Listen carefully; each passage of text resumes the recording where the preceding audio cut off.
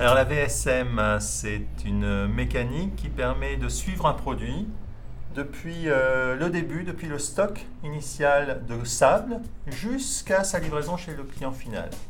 Et en fait, en suivant ce produit, on va regarder les différentes étapes qu'il passe et les étapes de production pure, de création de valeur, la transformation du produit, mais aussi toutes les autres étapes qui sont les contrôles, les transports, les stocks.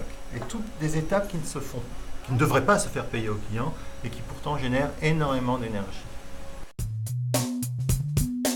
L'objectif de la VSM, c'est donner une vision très très claire de toutes les étapes de production du produit, de manière à derrière pouvoir aussi réfléchir à tout ce qu'on peut éliminer dans ces étapes pour simplifier énormément le flux et donc réduire forcément les coûts, mais réduire aussi les délais et augmenter la réactivité par rapport au client.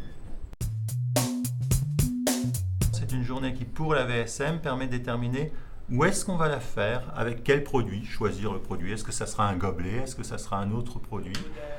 Pourquoi on veut la faire et surtout quels grands défis, quels grands objectifs on veut atteindre à l'issue du chantier. Les présents sont toujours les personnes concernées à plus haut niveau par le chantier. Étienne Pince en tant que directeur industriel, parce que la VSM est un chantier stratégique.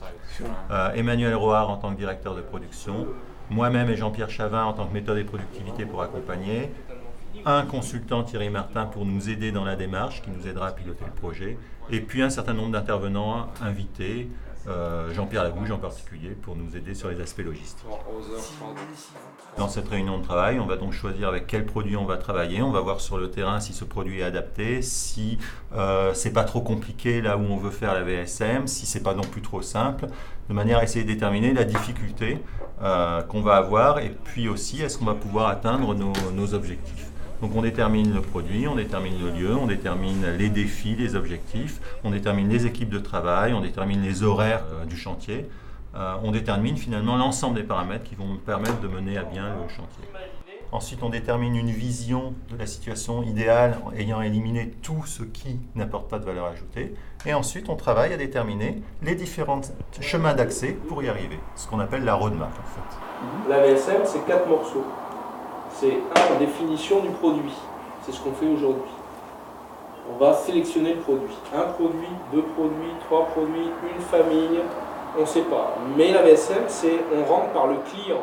L'objectif est vraiment de visualiser très très clairement l'ensemble des étapes de production, de manière à déterminer qu'est-ce qu'on peut éliminer comme étapes qui ne servent pas. Et en éliminant ces étapes, on va gagner beaucoup en coût de production, mais on va aussi gagner beaucoup en délai, on va gagner beaucoup en réactivité par rapport au client.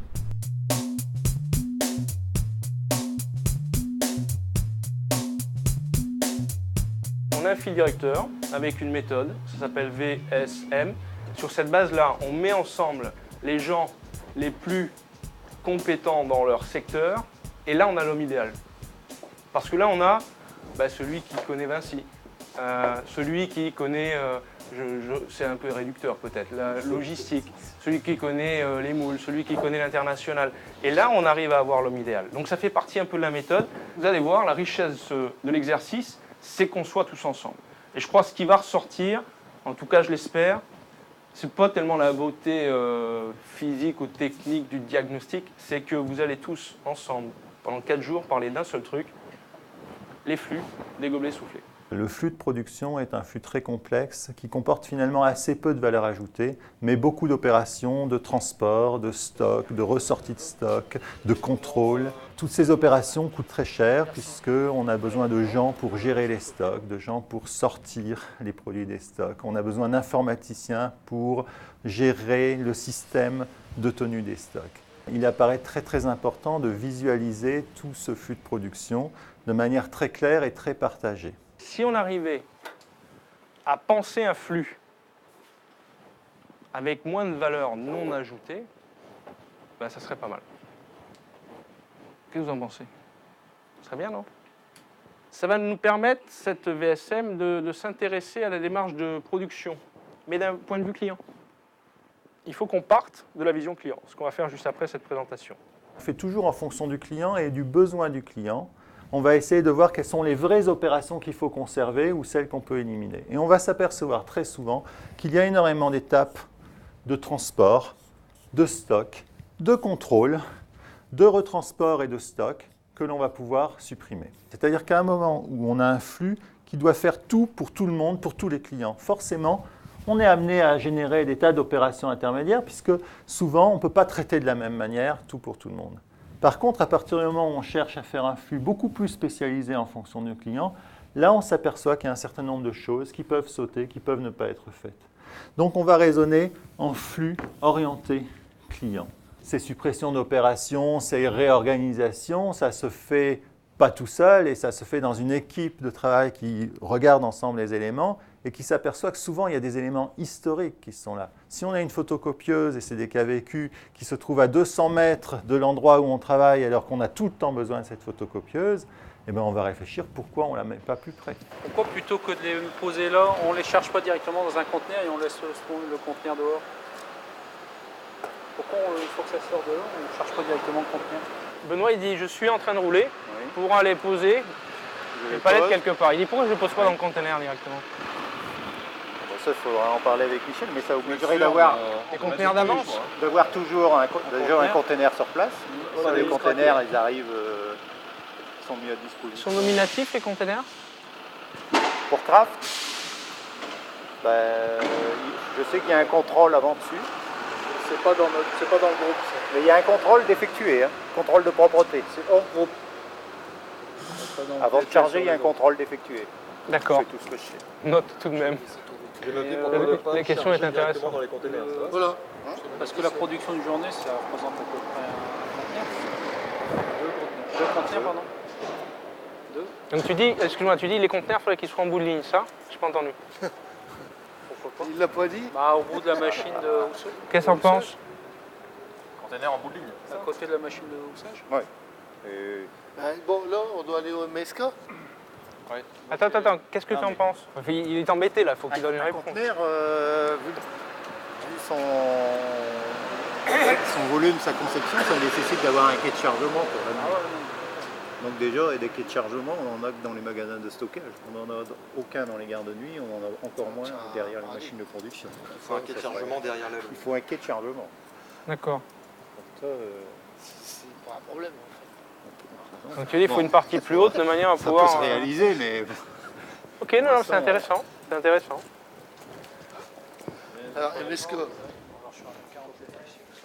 On peut fonctionner de la même manière avec les machines. Quand on veut que toutes les machines puissent tout faire, effectivement, on a des flux qui deviennent très compliqués. Si on accepte que dans une certaine mesure, on affecte davantage des flux à des typologies de machines, à ce moment-là, on peut simplifier. On peut éventuellement déplacer une machine, on peut rapprocher telle ou telle opération de production de telle ou telle autre opération. Bernard, tu peux venir dans la 5? Ce qui est important, c'est d'être à l'affût. La 5, c'est la cinquième quoi? Allez, 5. Rassemblement. On a essayé de travailler sur des produits significatifs de notre production et donc sur des clients aussi significatifs. Donc on n'a pas pu prendre l'ensemble de ces clients, de ces typologies de produits, mais on a choisi 3 typologies de produits et de clients correspondant à 3 problématiques différentes. Islande Tubo. Attends, je vais faire une photo. On a donc choisi d'une part un produit, un client qui avait des demandes très importantes et récurrentes sur un processus relativement simple, c'est-à-dire primaire, sans décor et sans conditionnement particulier.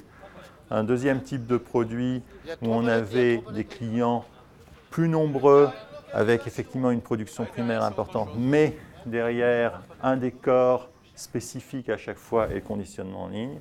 Et un dernier type de produit qui passait par la phase primaire, puis décor, puis conditionnement différé. C'est des gobelets donc, Islande, Tubo, avec un décor pour Jägermeister. On va découvrir chaque étape et on va discuter avec les gens du terrain de leur dysfonctionnement quotidien. Et ils vont pouvoir remonter, ben oui, j'ai un problème ici, j'ai un problème là, ou là ça se passe mal. Et on a finalement quelque chose qui rapproche beaucoup les gens. Pourquoi ça reste là? Parce qu'il n'y a pas de place dans les autres magasins? C'est en attente. Bah, comme là, je sais que là, ça va. Ça va être là et puis là derrière, ça va au N2. Ça va là. Mais ils les prendront la semaine prochaine ou en fin de semaine. Ouais, ils vont faire un conditionnement. Pourquoi c'est pas déjà au N2 par exemple? Ouais. Bah, Pourquoi je ça peux fait pas vous dire. Notamment sur N2, il doit- Soit qu'ils n'ont pas de place ou que. Voilà. C'est là maintenant, donc ils cherchent au kilo. D'accord. L'ensemble de vrac, il doit être assez grand le secteur, donc ils les stockent ici. Donc après nous on est embêtés pour faire nos remorques. Bah ouais. Quand là ils ne peuvent pas les mettre, bon, bah, quand il pleut, bon, bah, voilà, je vous. Vous savez qu'on est au début d'un processus d'amélioration continue. Donc à aujourd'hui, les VSM et un certain nombre de chantiers sont orchestrés à un certain niveau. Par contre, l'objectif, et c'est vrai qu'on commence vraiment à sentir ce mouvement, de gens qui veulent faire et qui commencent à faire leur propre VSM, leur propre chantier d'amélioration de problèmes. Et là, on rentre dans la dynamique d'amélioration continue telle qu'on la souhaite. On a une population formidable. Moi, j'avoue que l'ensemble des personnes qu'on a pu rencontrer, avec lesquelles on a pu parler, sont tous des gens qui ont été positifs, qui aiment visiblement leur métier, et ça c'est remarquable. J'ai vécu d'autres entreprises il y a plus de 20 ans où c'était pas comme ça. On aurait fait une VSM où on passait, on nous envoyait promener en disant qu'est-ce qu'ils viennent faire les chefs, etc. J'ai trouvé ça très très positif. Je pense qu'il aurait été assez intéressant d'avoir un ou deux vrais acteurs terrain pour de temps en temps nous dire les chefs, il y a des choses qui sont encore plus pires ou encore plus mieux que vous ne pouvez l'avoir mesuré en allant sur le terrain. Parce que c'est vrai que dans certaines démarches, quand on a un acteur terrain qui lui a le vrai gros bon sens collé au glace parce que c'est vraiment son boulot de tous les jours, c'est parfois pas mal.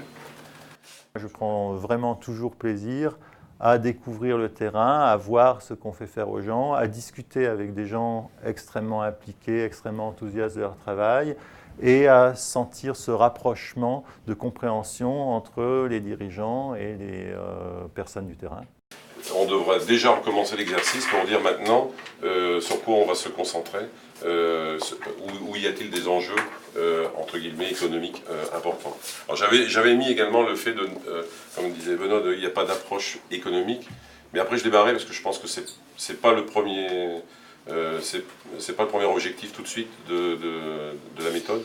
C'est effectivement de bien voir les MUDA, les flux, etc. Et après, une fois qu'on a sélectionné, on va un peu plus sur l'aspect économique des choses. En ces quelques jours, on a mis en mouvement un certain nombre de responsables qui sont tous maintenant convaincus du potentiel d'amélioration qu'on pouvait avoir pour l'entreprise en analysant les flux de production de cette manière-là.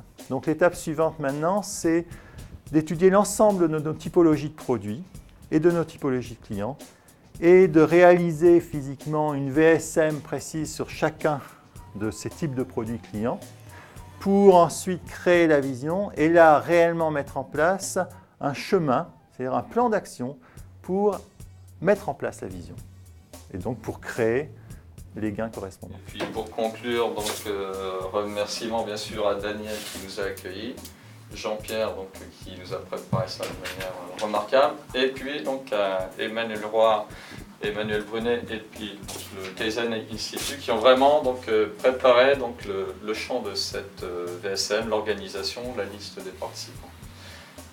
Donc merci à tous et bon, je pense qu'on peut s'inclure parce qu'on a quand même, on s'est donné à fond sur ce travail-là et ça va donner donc des résultats parce qu'automatiquement il doit y avoir une suite. On ne peut pas en rester là. Je ne sais plus qui a dit si on en reste là, bon oui, si on en reste là, on n'a rien fait. Là c'est pas concevable. On est amené à continuer. Voilà. AIS.